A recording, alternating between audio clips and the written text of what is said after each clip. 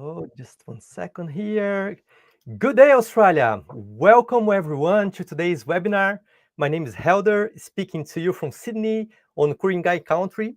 I'm the head of educational technologies at PBS Together. Claire and Rebecca are the interpreters today. And today we have the honor of hosting Professor Jeffrey Chen, who will be discussing challenges to PBS in Australia. The discussion that we are going to have today is based on his recent article, which has sparked significant conversation. We will have 30 minutes for the presentation, followed by 30 minutes of discussion, okay? Before we begin, we'd like to acknowledge the traditional custodians of the land in which we are meeting today and pay our respects to their elders past and present. We also extend our solidarity to the people of Queensland who are still dealing with the impacts of Cyclone Alfred. Well, if you are new here at PBS Together, I invite you to visit our website and explore how we are supporting PBS practitioners across Australia through online courses, workshops, webinars, and the PBS Bootcamp. Speaking of which, enrollments are now open for the next cohort of the PBS Bootcamp, which is a comprehensive 8-month program combining online courses, live activities, and public supervisions. Places are limited, and the price is now 50% off. And we will be kicking off in April. So enjoy this opportunity. The bootcamp, it's amazing, guys. One more thing, we also have wonderful FBA workshop coming up at the end of this month. So it's a great opportunity for you to just jump on our website and you can see all of it. Today, we are lucky to have 3 high experienced leaders and PBS practitioners with us for this webinar. First, I invite here to jump on board with me, Tracy Lawson, our co-host. Welcome, Tracy. Hi, everybody. I'm from the Bundjalung Nation. Welcome, everyone, and welcome to my Southeast Queensland colleagues. And my heart and thoughts are with you. Amazing. We would like to say welcome to Kamala Kaim. Welcome, Kamala. Hi, everyone. Thanks for having me. I'm really just so excited to be here today, providing a bit of backup in case of any Alfred-related problems, but absolutely super excited to be here to listen to this presentation today.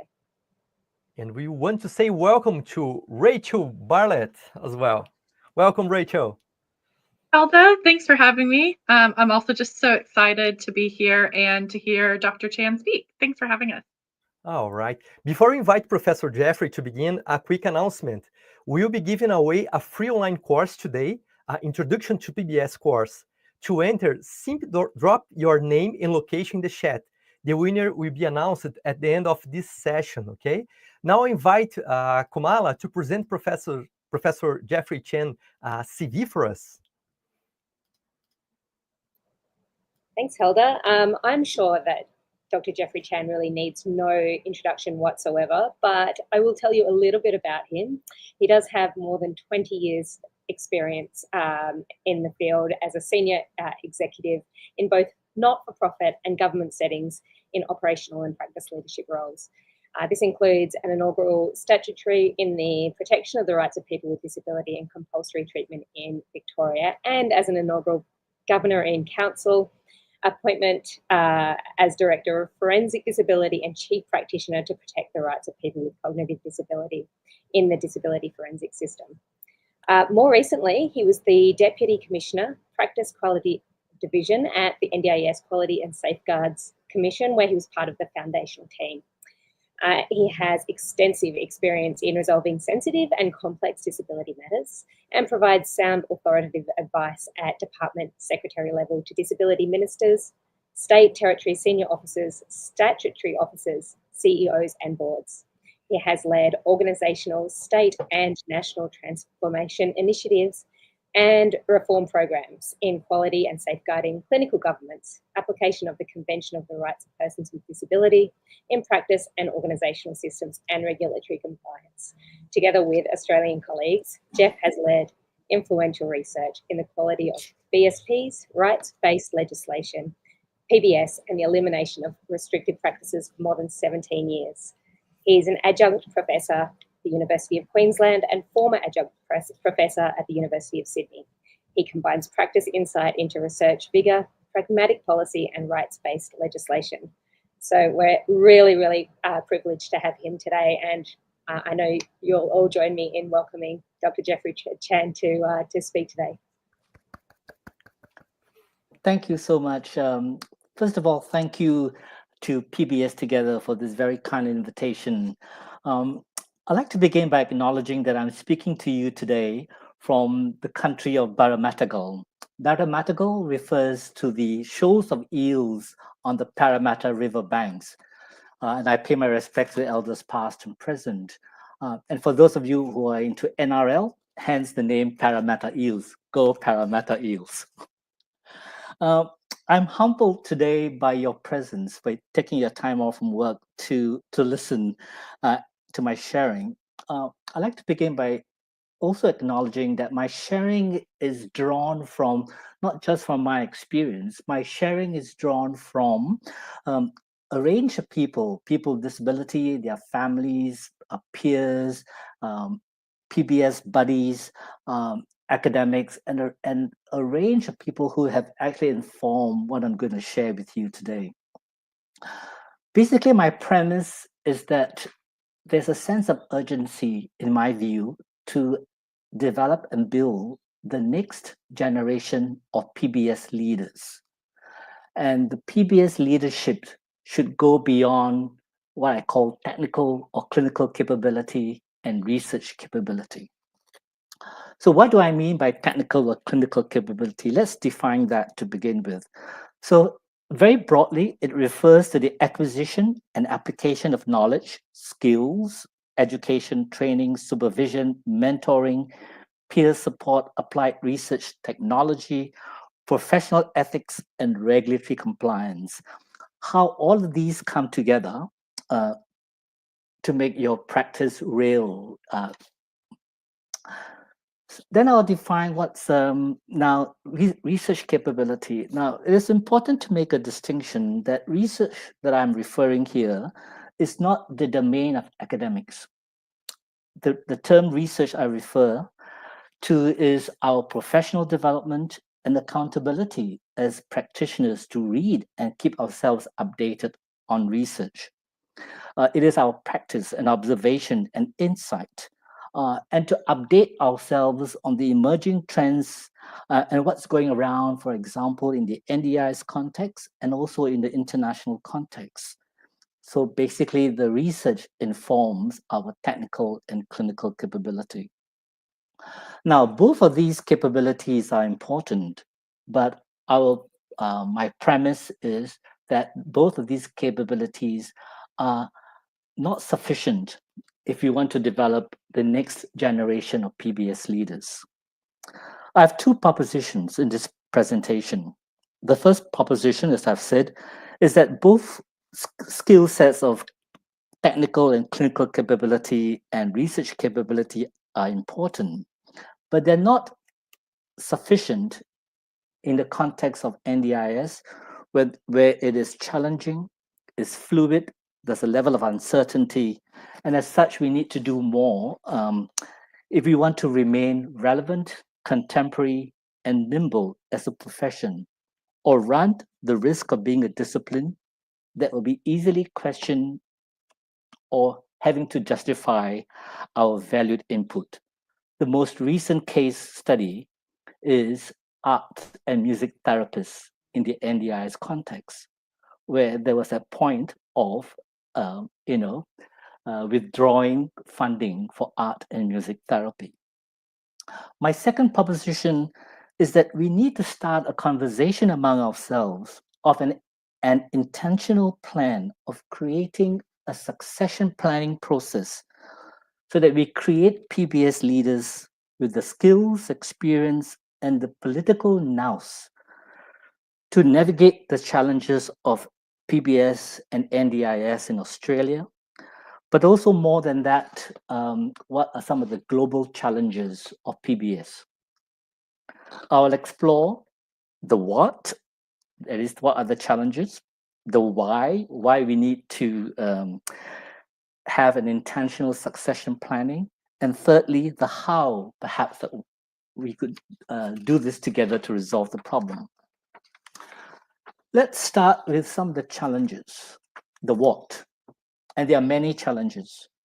Often enough, when I read the social media discourse, the challenges that we often tend to reflect on are very internal. PBS as a discipline, PBS as a practice, what we can do better, how we can do better. But I'm going to share with you that some of the problems that you face and some of the challenges that we face are actually higher up, that is, at the level of the legislation and the rules. So what are some of the examples? There are many of them. I'll just draw on a few. The first problematic notion for me is the issue in the legislation of suitability versus unsuitability. Now, there's a problem with that concept because suitability and unsuitability makes a lot of assumptions.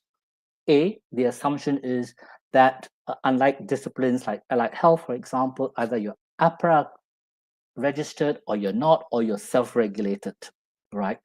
So there is a very flat structure, whether you have the quals or not. Whereas PBS is not. Our discipline is very varied. We come from various disciplines. The second notion of suitability and unsuitability is also the fact that there's a assumption of that all disciplines have disability awareness training, in disability informed, and that that funding and pricing are equal, and we know that they're not.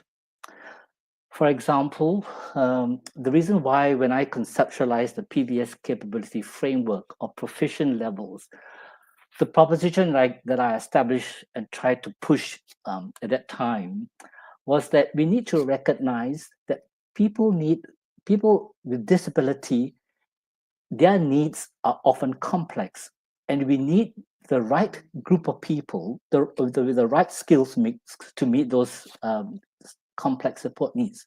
For example, if you are someone with a trauma background, would you just hire a core practitioner to do with someone with a trauma background? We don't.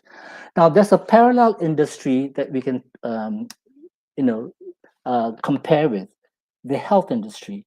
You have, for example, nursing, you have clinical nurse specialists, you have clinical nurse consultant, you have nurse practitioner, and doctors are the same. So there are other parallels in other industries that we can use, but for some bizarre reason, in the disability context, it's suitable, unsuitable, and it's a flat structure in your pricing and funding.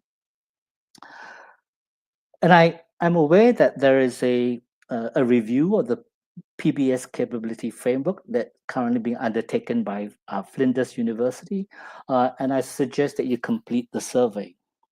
The second problem is the notion of risk in the legislation. It just talks about risk, whereas in South Australia and Victoria, there's substantial or significant risk. The problem with just the notion of risk is inadvertently, it leads to everyone developing restrictive practices just to mitigate that risk. But the question we should be asking, is the risk serious enough, substantial enough, that requires mitigation? I also find the problem in the rules of a one-year behavior support plan very problematic, because we know in real life, plans, in my view, should at least be for 2 years. Because by the time you get it done, and by the time you start to do the implementation, it's already 9 months, if not 12 months already. Then there's the whole notion of interim behavior support plan. Not my favorite. When I came into, when I applied for this job, my previous job, I straight away highlighted to the panel, there's a problem with the notion of interim behavior support plan. as a result of the term just interim behavior support plan, you have people writing interim behavior support plans that are 50, 60 pages. So the emphasis seems to be on assessment rather than implementation. And the word interim is supposed to be a risk mitigation. Look, I write response plans in my practice, and my maximum page is only 6 pages of a response plan. Then there's, of course, I've talked about pricing and funding. They're not outcome-based. It's always a flat structure. There's no incentive, for example, to do courses that are produced by PBS together, or what's the incentive to do postgraduate studies. Then for me, the notion of regulatory compliance. Regulatory compliance often acts as a deterrent. So we need to call out and where there are our colleagues and BSP providers who are not meeting regulatory compliance standards. Let's be clear, I'm not saying that we exempt people from that, but I'm of the view that regulatory compliance does not equate to quality and safeguarding. Because regulatory action like infringement notices and penalties are after the event. So they act as a deterrence. They don't actually prevent something from occurring. And so as a result of that, you find that, people tend to err on the side of caution and write, voluminous behavior support reports because they are so afraid that they'll be penalized. So they try and cover every single risk. The next for me is about the emphasis seems to be on assessment rather than implementation. And finally, in terms of the legislation, Section 181H talks about the commissioner has the role of leadership in behavior support. This is a space I'm waiting to hear more about and I'm looking for. And so should we. Now, if you look at all the problems in the legislation, let's trickle it down to the challenges at your practice level. What does that mean? For example, the complex and nuanced interpretations of the authorization processes. So if you're a national provider in more than 2 or 3, 4 jurisdictions, you have to comply with various authorization processes. Now, that's a regulatory burden. Today, 2 hours ago, I just received a discussion paper by the Queensland Office of Public Advocate, which I will send to Helder. It can be on the PBS Together website or whatever. If you wish to read the discussion paper, it's a very insightful discussion paper. As I said, I just received it 2 hours ago. My second observation about practice is that in this market environment, in my observation, has led to a less overt and less deliberate collaboration among providers. Because it's a tough gig when you have to source the next referral. And so we are in competition with one another. So there isn't that kind of a environment that you can easily collaborate. And don't get me wrong, there's many of you who are collaborating, and that's fantastic. But based on my experience, it has led, the market competition has led to less collaboration. It's a tough gig, for example, when NDIS planners don't understand PBS. It's a tough gig when your payment doesn't come on time. It's a tough gig when they don't, I recently heard from my supervisor that an NDIS planner has been asking that, why don't you have a PBS practitioner who's also a psychologist? So you can have basically pay one fee for 2 expertise. There's a tough gig also, for example, in the audit process, because the audit process is onerous and it's not proportionate. I hear people get nervous and anxious when the audit period comes. That has not been the intent of the NDIS. Nevertheless, the emphasis on regulation, compliance, has led to this level of uncertainty and anxiety. The next, at a practice level is the medication purpose form. And look, in Victoria led the notion of the medication purpose form. But the risk of that is that suddenly you have behavior support practitioners having to write chemical restraint protocol. And we are not experts on medication administration. But suddenly it's a work that we all have to do because no one else wants to do it. The doctors there are many medical practitioners who don't even want to write what's the purpose of the medication. So we end up writing the protocol. I'm interested to, hopefully it doesn't come about, but if there's a legal liability, I like to see where the decision lies. Next, there's also the NDIS Quality and Safeguards Commission, and rightly so, a concern about incidents. And to a point, for example, I recently attended a complex case conference of a person who was self-harming in the forensic system. There's a level of anxiety because of the incidents of self-harming. And what has this led to? Higher use of restrictive practices, rather than the clinical judgment of the clinical practitioner of reducing line of sight so that you reduce reliance on the oversight. The other thing that also concerns me at a practice level is timeframes. Your 1-year behavior support plan, your time to complete the behavior support plan. What has this led to? In my observation, this has led to, unconsciously, the lack of focus on building a therapeutic relationship with your participants and their families. Because we have a time frame to complete. We've got templates to complete.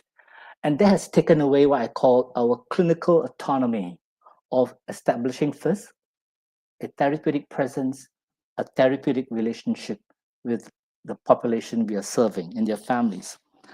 The next thing also suddenly, I'm not sure, I'm hearing, a lot of us are now suddenly involved in guardianship tribunals.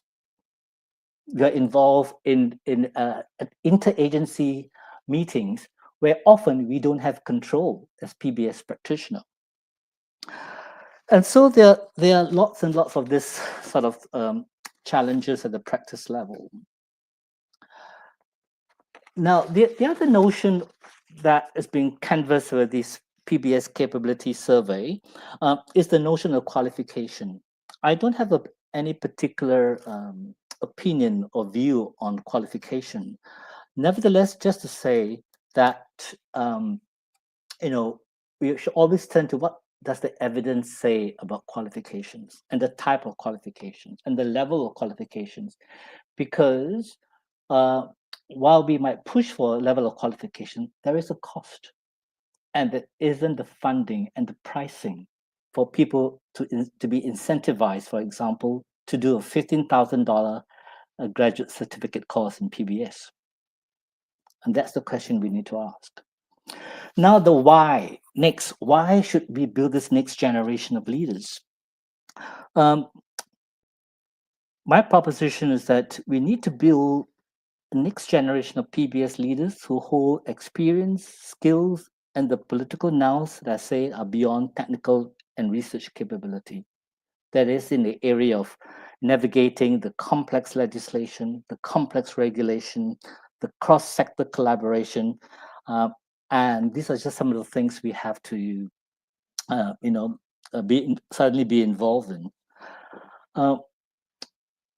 The next thing is that we need to draw on the experience of other organizations, other industries in management, education, government sectors, who actually have an intentional succession planning process, because we need to navigate a very complex and highly fluid environment. And we need to be able to exercise influence and have our voices heard, or else it will be confined to a very narrow space. At this point, I want to give a plug to Tracy Lawson, who, to the leadership of influence, have led to the PBS of behavior support as an occupation. And this is what I mean by leadership. This is what I mean by how do we influence a sector? Someone must take the initiative, and this is the why of it so important. So, for example, I'm curious as to what are the various professional associations in behavior support's position on high intensity supports. Last year, the NDI had withdraw funding for high intensity support for behavior support, and it was only through the advocacy and the campaign led by NDS providers. Where were PBS leadership in this space? What's our PBS leadership position on foundational supports?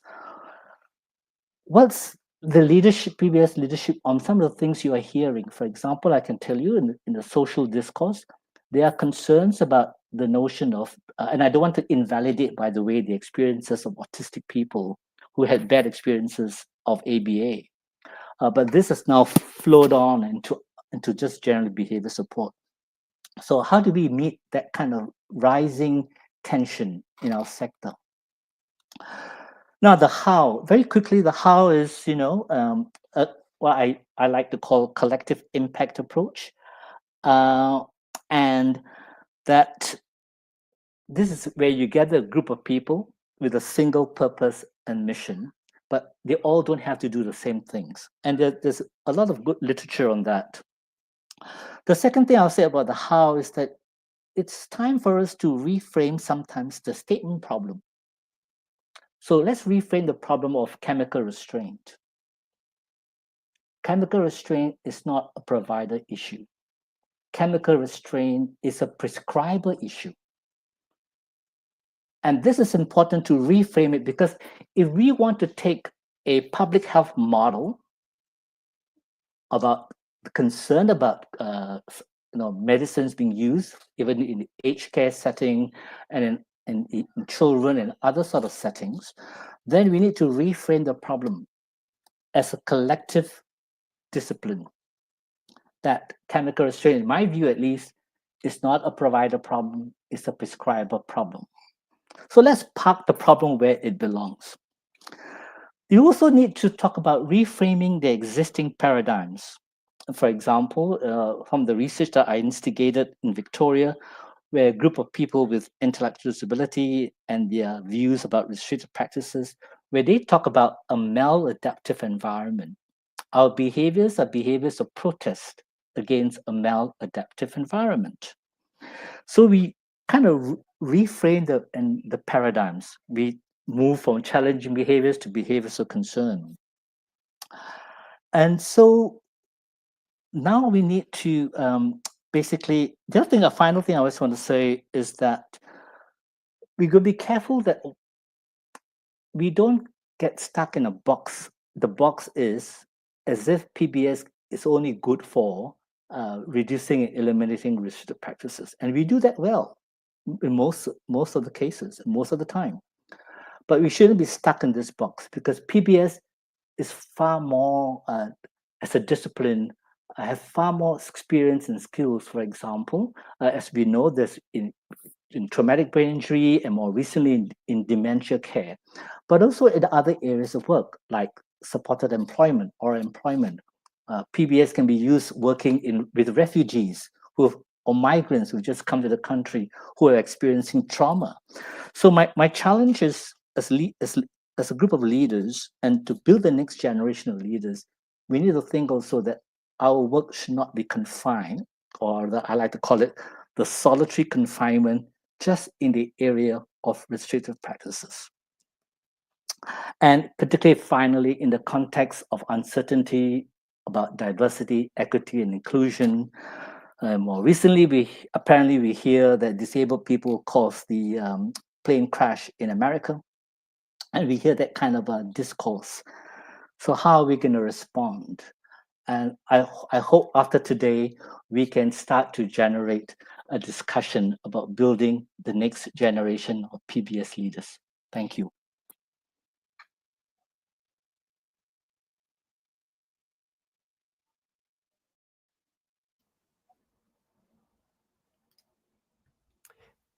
Thank you very much, Professor.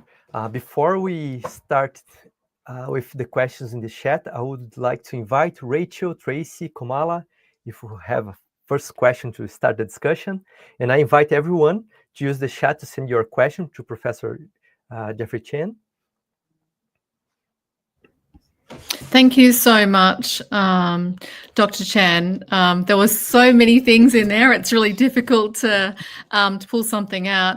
I think one of the most challenging things, and something that you touched on, was it appears to be some incongruence between providing, person-centered quality behaviour support practice, and with these compliance and timeframes and all of those things, and that concerns me in this space. I know some excellent behaviour support practitioners, and unfortunately they're so focused on compliance and timeframes, they're not doing all the great work that I know that they can do, and that is, it's a concern for PBS's future, I think. Yes, I totally agree with you. And I don't think that has been the intent of the NDIS Quality and Safeguards Commission.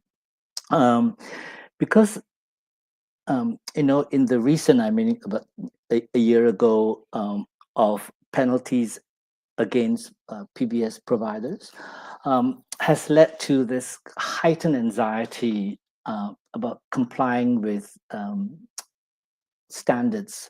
A good example is, I'll declare, I'm never a fan of templates. When I talked about templates, I mean, what are the domains of good quality plans? That's all as far as I go. But there is, also a call for the template.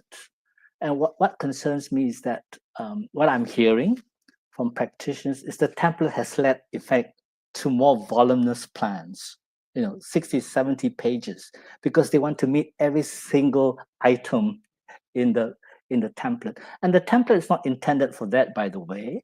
But nevertheless, because there's a level of anxiety, people are turning to that. But my greater anxiety actually is about the time frames where, as good clinicians, we want to immediately establish a therapeutic rapport with our clients, with our participants and their families, right? You need to build that rapport, and then you can start your assessment. But often we come in, we dive straight in because we've got a time frame to meet.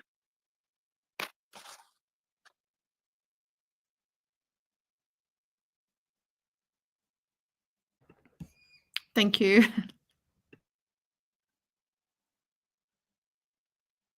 Jump in with one next. I found myself continuously nodding with you, Dr. Chan. I feel like you just spoke to a lot of the frustrations and challenges that practitioners are experiencing on the ground.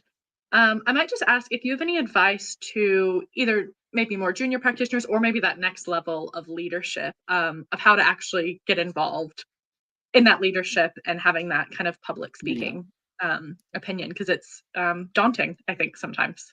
It is. And I think there are many ways of going about it. So if you were a provider, a behavior support provider, you can begin by having that kind of internal leadership planning program.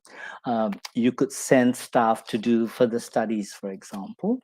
But often when I hear practitioners, they do further studies about more on clinical things rather than what I would call things that go outside the box, that kind of influence, because you learn to navigate the legislation, and the rules are very complex. It's a kudos to people who have met standards because it's a very complex piece of legislation.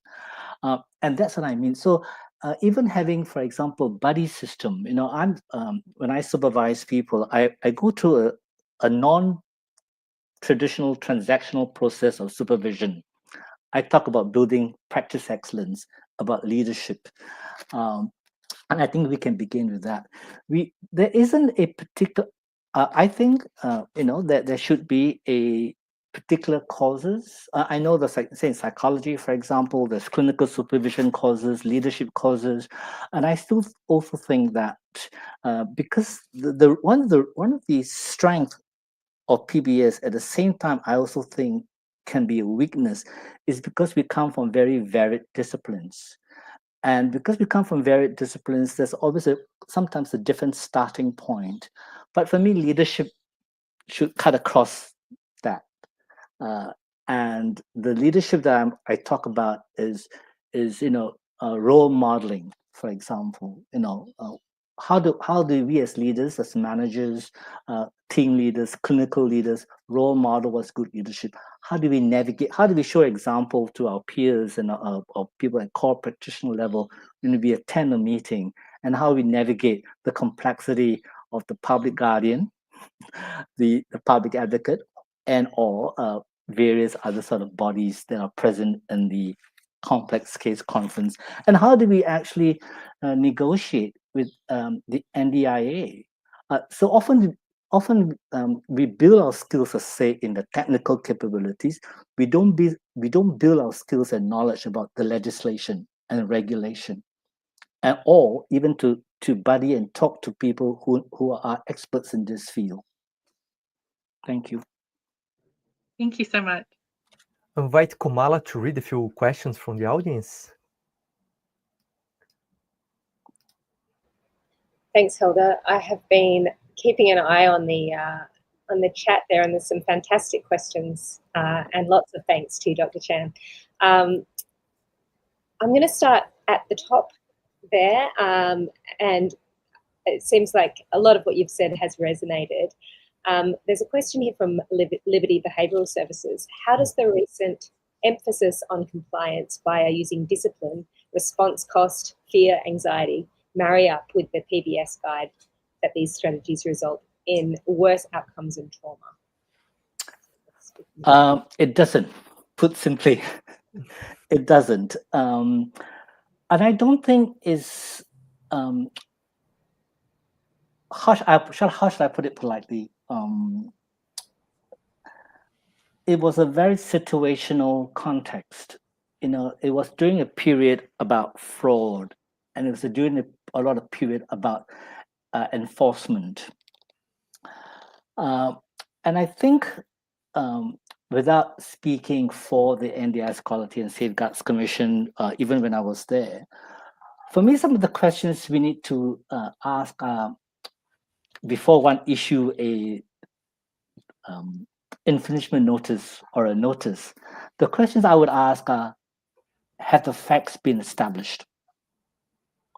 Secondly, are participants at risk or unknown risk? Thirdly, what's the procedural fairness in getting providers to respond and comply? And fourthly is, will that infringement notice have an effect?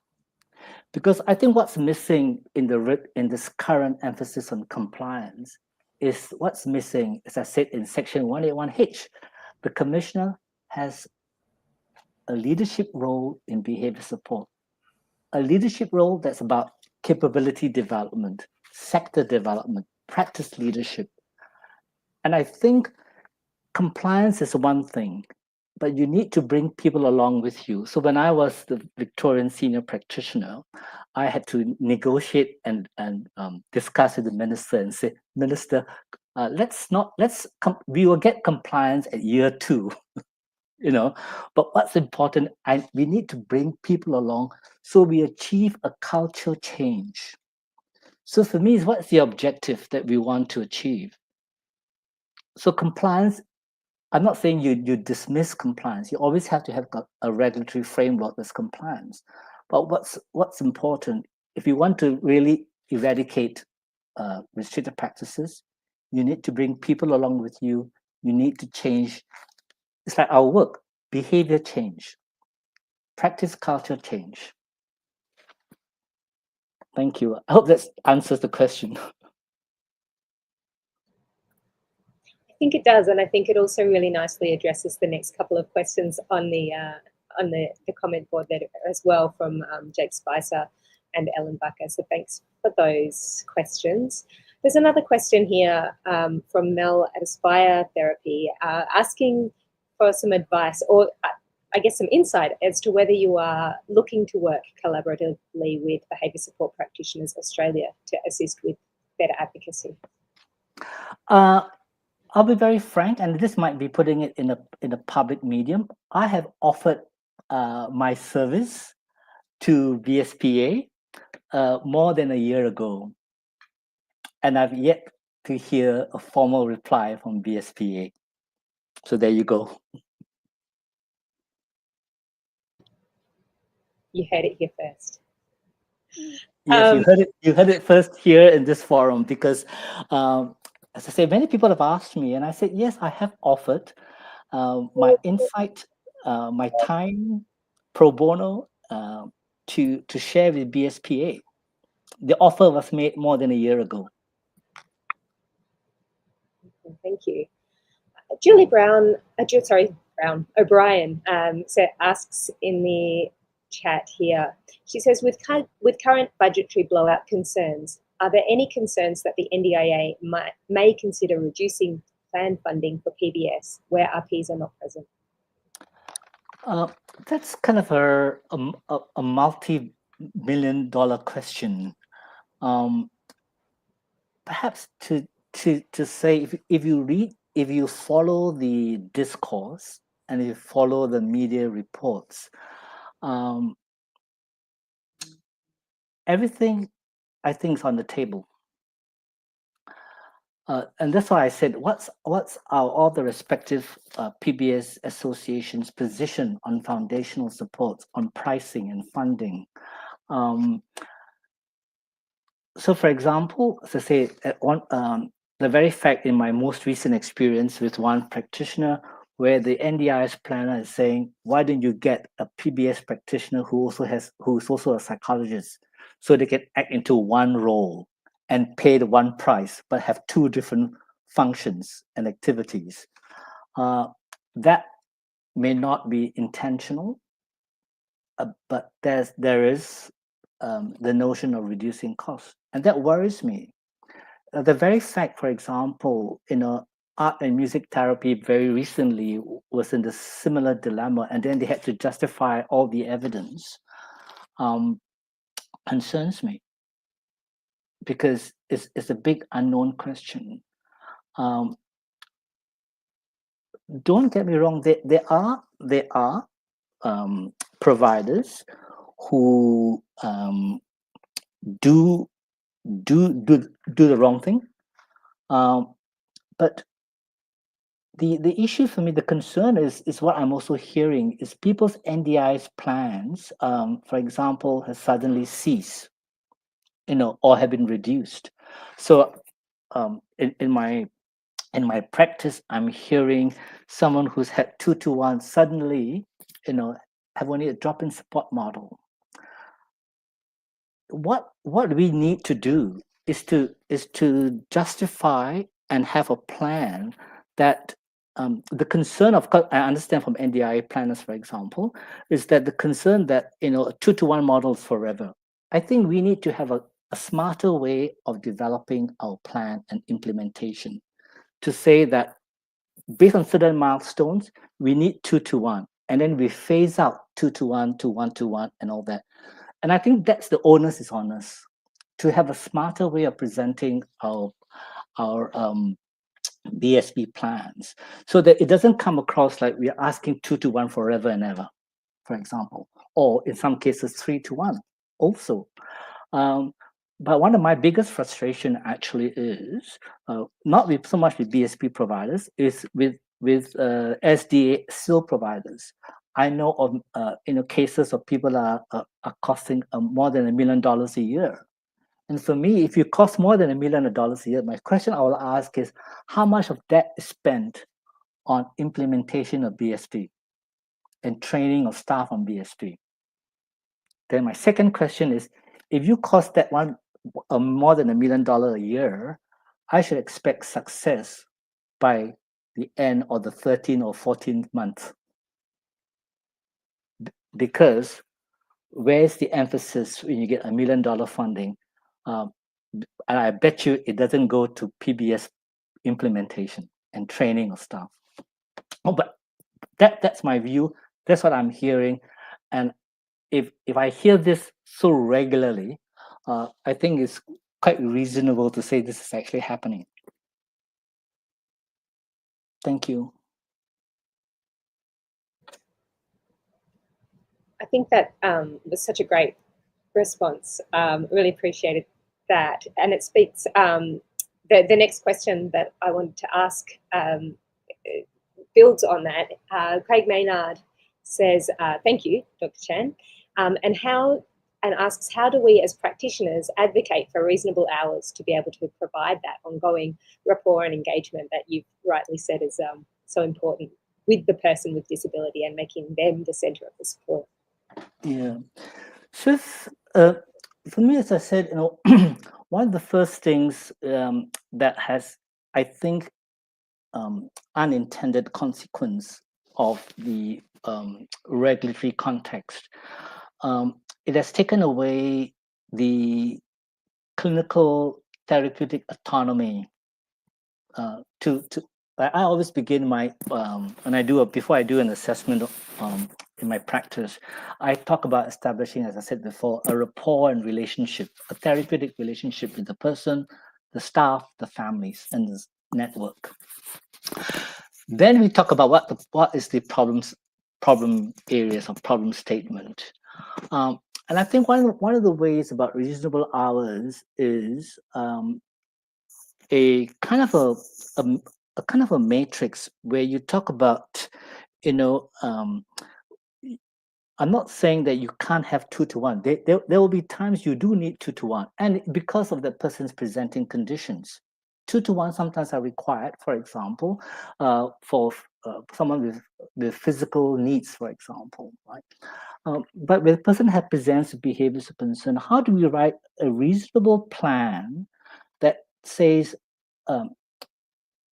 that the person needs X number of hours, an increased number of hours, and we intervene at certain points in time and we can demonstrate achievement and success, then the hours will be reduced.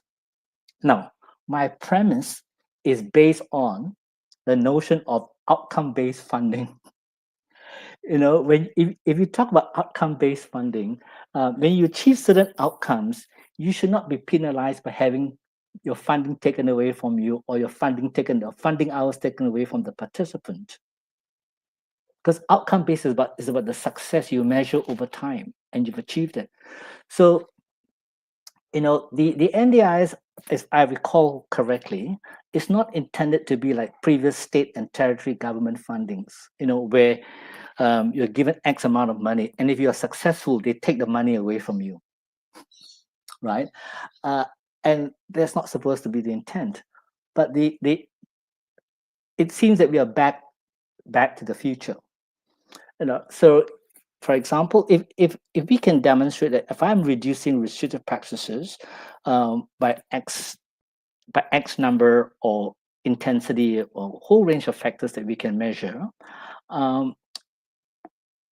will our success be met with that funding level that we initially proposed, that we still should retain?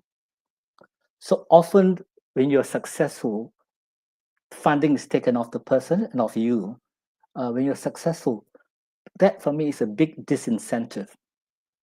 So I think what this actually requires, this question requires, and the notion of that PBS leadership, what's our role in advocating for a different way of funding and pricing?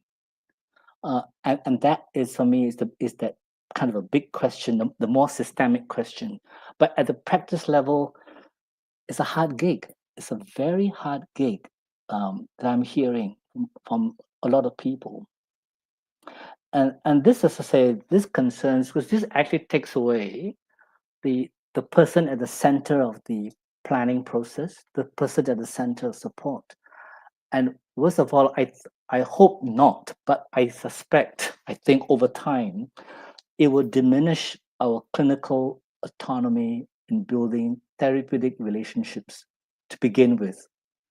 And I think that's what's happening when people so heavily focus on submitting plans on time, getting it authorized at one level, then next level, whether you're in Victoria, you got to go to an APO, or you got to go to a panel, and then it gets authorized and it goes up.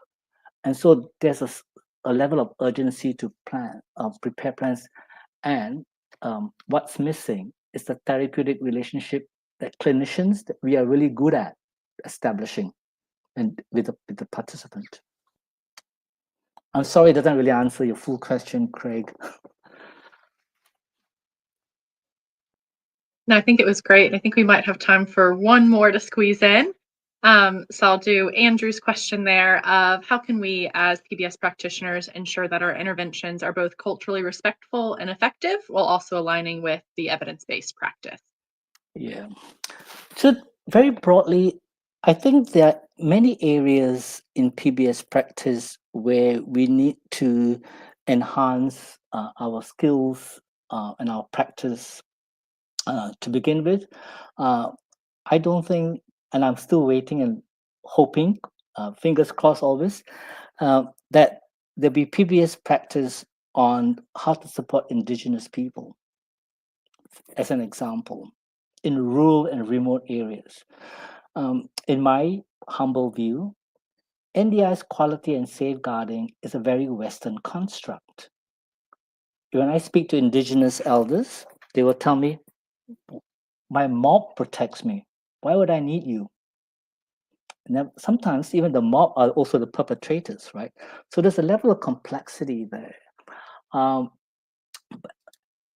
I know there are, at the practitioner level, there are some attempts of delivering very culturally sensitive and respectful sort of plans. So I've come across a plan where it was an A3 page with an Aboriginal person in a very remote area, and it's all done with drawings and photographs.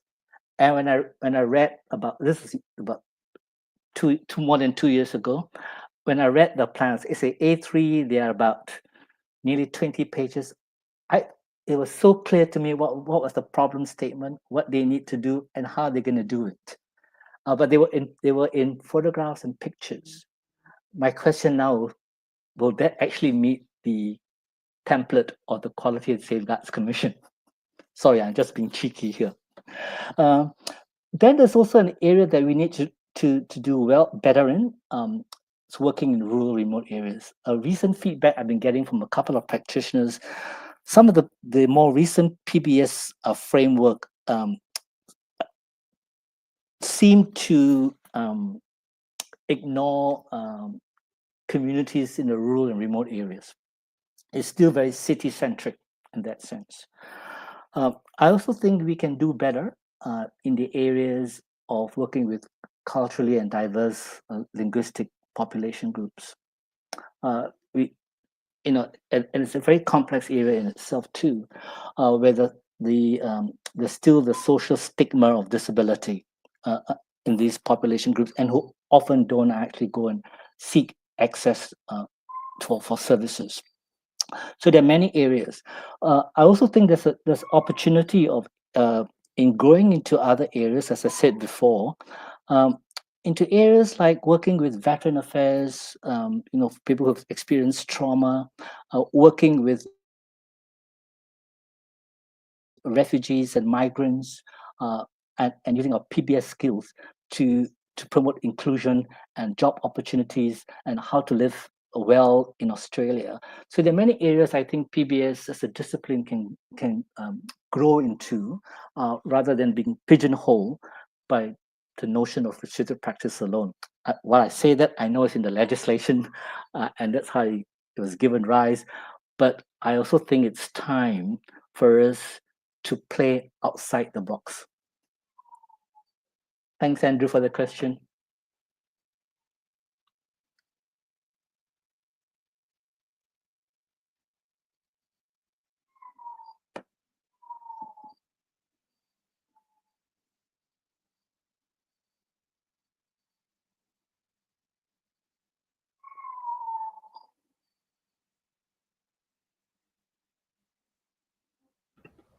Helder, you're No, on mute. Helder, you're on mute.